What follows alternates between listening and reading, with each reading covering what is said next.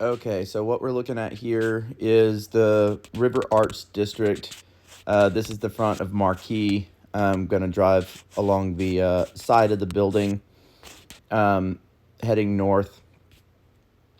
This is a month after Helene came through, so a lot has been cleaned up already. These piles of rubble that you're seeing are the remnants of buildings, debris that was brought through from upstream, from everywhere, really, and the contents of these warehouses and art studios. About 2 years ago, this whole area was like really heavily developed, um, and turned into something just really remarkable and very special and dear to us here as long-term Asheville residents. All of these little shops and everything through here was a safe haven for artists and creative people, which drew in a lot of families and tourism. This is just devastation you can't comprehend without knowing the city and having your heart immersed in the city. This empty lot right here was a whole building, and that's the remnants of it there in this pile. That's Asheville waste paper right there on the right. My junk removal company and crisis cleanup company relies heavily on this road and the modes of recycling, redistribution, and processing. But just thousands of homes and businesses like this sidewalk here. You would have seen families, walking their dogs, playing with their kids, roller skating on their bicycles and one wheels. It was just really awesome, and it had just got constructed, and this was all underwater. Um, Probably one of the most like devastating things about this is that this road is one of the most beloved roads in Asheville. Like the areas of Asheville that were impacted the most were areas that were next to water. And, Asheville's known for its beauty and art and its food and its beautiful mountains. And so what Helene took from us was our home. Like it really took the parts of Asheville that we loved the most. And in turn, it's, we're going down Riverside Drive right now. Um,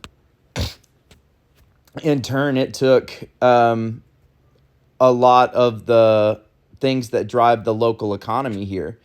So the people that are going to feel it the worst are those of us who have, embedded ourselves in this place and who call this home, like myself, who's been here for over 20 years. Um, you know, the devastation is very real. Water was coming over top of that O'Reilly's. And the amount of trees that are down, by the way, are, this is just one road. But every neighborhood, I mean, we have a lot of trees here. So the land is hurting really bad. We just passed the Riverside stump dump there. That building right there with the boards on it, that's the Asheville crematorium, where they cremate bodies. Anyway, we're turning left right now onto Pearson Bridge Road. This is how close I live to it, and water was coming over this bridge. Like that's how high it was, way up and over this bridge. So it's kind of incomprehensible when you're, looking at it on video. And I've sped this up, but just through here, and I'm turning right onto Richmond Hill Drive, but just the amount of trees that were down, you can sort of see some of it here. But the amount of trees that have come down, are staggering. Hundreds of trees, not just in this neighborhood, but all throughout Western North Carolina. There were certain areas of the city that, survived, like downtown Asheville, didn't have any flooding, because it was just up on a hill and there weren't any trees around. So as far as the buildings themselves, it was one of the only places even that had power. Um, so, you know, there are higher spots throughout the city that were better off. But overall, what I'm describing right here happened in every single neighborhood that had trees. From this point we're at right now to, I'll tell you up here in a minute, but it took three of us with chainsaws, and 30 community members 7 hours to cut ourselves from that spot I just mentioned. Like I said, this is a month after cleanup. It took us that long to cut ourselves from here. That's how many trees there were down. There was basically trees in every like 10th house just here in my neighborhood, and it was a lot worse in other places. Okay, so this is Pearson Bridge Road and Richmond Hill Drive. This is that switchback I just came up after crossing over the bridge, and this is a demonstration of how bad the downed trees were in this area. They cut our power, our mode of transportation, and created a huge hazard. Plus, just geographically, the area is forever changed. This is at the base of Pearson Bridge, and this is after the water had receded. I took this video just behind French Broad River Outfitters on foot. That's the crematorium there on the left. And this is me standing right there on Pearson Bridge. And this was Saturday afternoon. So this was over 24 hours after the storm, and cars, houses, furniture were still coming down the river. But that was Saturday afternoon, and Saturday morning, water was still coming over the rails of this bridge. So water was receding quite a bit, but at the point of this video, you can see Riverside Drive there still flooded. So it was terrifying.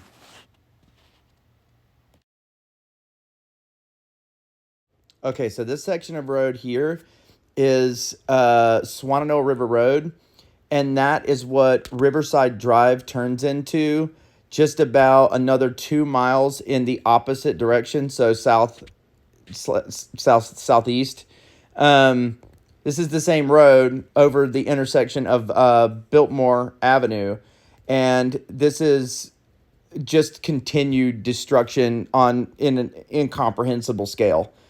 What a lot of folks are seeing here is, debris and stuff, but I'm seeing memories. I'm seeing places that, were supposed to be there that aren't there any longer. Just the amount of trash that is in the river is crazy. Like transfer trucks, piles of debris. This is what Helene did all the way down this road. And this road goes quite a ways. There are businesses, multi-generational businesses that really supported this economy and held this economy together, that are just gone. They're destroyed. Businesses that we helped to build. If any city can rebuild, it's Asheville. But the sheer destruction here is going to take years to fix. This was all underwater. Like the tops of these buildings that you're seeing, it was all underwater. That water took transfer trucks and just used it as battering rams across all of this terrain. And this is a month after cleanup. I'm talking cars stacked on top of each other.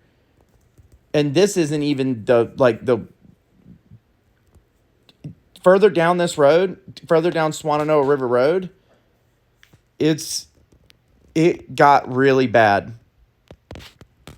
This took homes, completely uprooted homes, and put them into other places further down.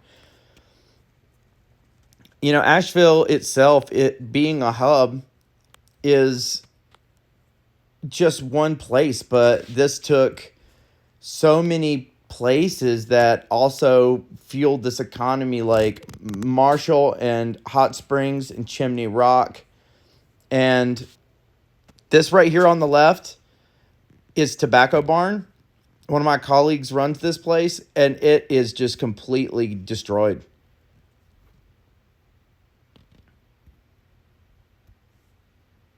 So, yeah, it's devastating.